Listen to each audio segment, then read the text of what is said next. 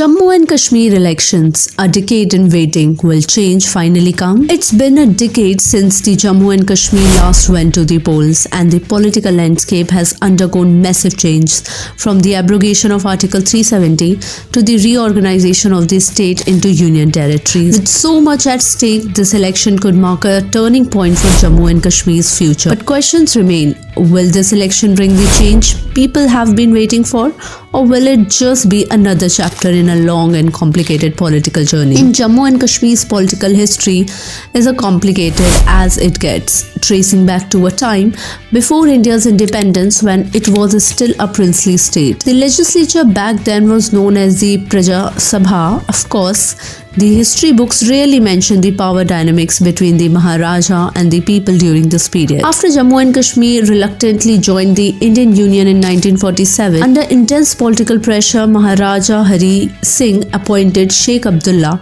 as head of the emergency administration, a move that still sparks debate among many. In 1957, the first official elections were held for the Jammu and Kashmir Legislative Assembly.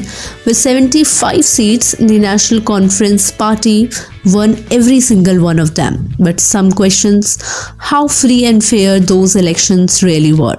Even before that, in 1951, a Constituent Assembly was elected to draft a new constitution and create a bicameral legislature. Still, there are concerns about whether that assembly really represented the people's wishes or not. In 2019, the political landscape shifted dramatically when Article 370, which gave Jammu and Kashmir special status, was removed. The state was split into two union territories, Jammu and Kashmir and Ladakh, and the old system of having two legislative houses was replaced by a single one. Since the last elections in 2014, there have been no votes, raising the question, is democracy being pushed aside in favor of political control? Gene, who is contested in the Birwa constituency, faces a tough challenge. Unlike many politicians, he is steering clear of larger political issues, leaving those to the leadership. Instead, Gene is going door to door in this constituency, focusing on issues like unemployment, women's rights, and the fight against drug addiction. When he arrived in Sikandarpura,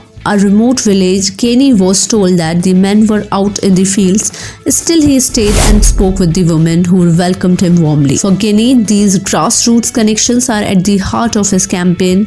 He believes that talking directly to people about their local issues is more important than discussing big political agendas. Gene is connecting with voters through door-to-door meetings and road shows, but he is facing accusation of being a BJP proxy, meaning people think he might secretly be working for the ruling party. This raises concern about whether political loyalties in the region are being influenced by hidden deals. Ghulam, Nabi, Azad, leader of Democratic Progressive Azad Party, spoke out as well. He is glad elections are happening after 10 years, but he is disappointed that real issues like road and schools are being ignored in favor of religious slogans like Islam is in danger. With 98% of the population being Muslim, Azad questions who is really benefiting from these decisive tactics. Meanwhile, Farooq Abdullah, president of the National Conference, also criticized the BJP, accusing them of trying to divide people along religious lines. Religion and politics have long been tangled in this region, and Abdullah wasn't shy about calling out the ruling party for their role in it. Voting in the next two phases is scheduled for September 25th and October 1st, with results expected on October 8th. These elections could be a turning point, but will they bring real change, or are they just another chapter in Jammu and Kashmir's troubled political history? That's all for now. Thank you for watching TSW News, where we bring you the stories that others won't. Stay informed, stay empowered. For more updates, subscribe to our YouTube channel TSW News, news that reveal the truth, and visit our website www.topstoriesworld.com.